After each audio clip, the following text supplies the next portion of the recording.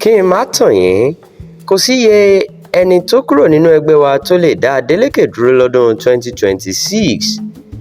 Alága PDP ló sọ bẹ́ẹ̀. Alága ẹgbẹ́ òṣèlú People's Democratic Party nípínlẹ̀ Ọ̀ṣun Honourable Sunday Bisi ti sọ pé bí àwọn kan ṣe ń fi ẹgbẹ́ náà sílẹ̀ báyìí lọ sínú ẹgbẹ́ mìíràn kò lè sọ pé kí gómìnà Adémọ́lá Adeleke má wọlé padà lọ́dún 2026.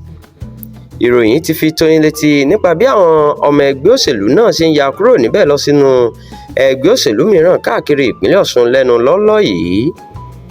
Aṣòfin tó ń ṣojú àwọn èèyàn orí adé àti òbòkun l'Àbújá Honourable Wọlé Ọ̀kẹ́ fi ẹgbẹ́ PDP sílẹ̀ láìpẹ́ yìí, ó darapọ̀ mọ́ ẹgbẹ́ òṣèlú APC.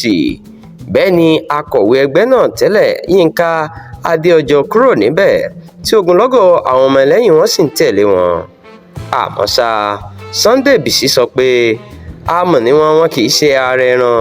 Ó ní péréte làwọn tí wọ́n ń lọ yìí, ogunlọ́gọ̀ àwọn ọmọ ẹgbẹ́ òṣèlú PDP ní pàtàkì jùlọ àwọn èèyàn ìpínlẹ̀ Ọ̀ṣun wà lẹ́yìn gómìnà Adémọ́lá Adeleke.